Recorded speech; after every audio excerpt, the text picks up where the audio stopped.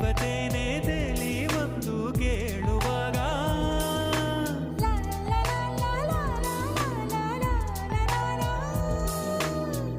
ಬೇಡ ಎಂದು ಹೇಗೆ ನಾನು ಹೇಳಲಿಗ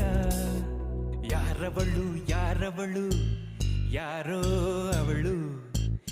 ಏನಿವಳು ಏನಿವಳು ಹೇಳ್ತಾಳಿವಳು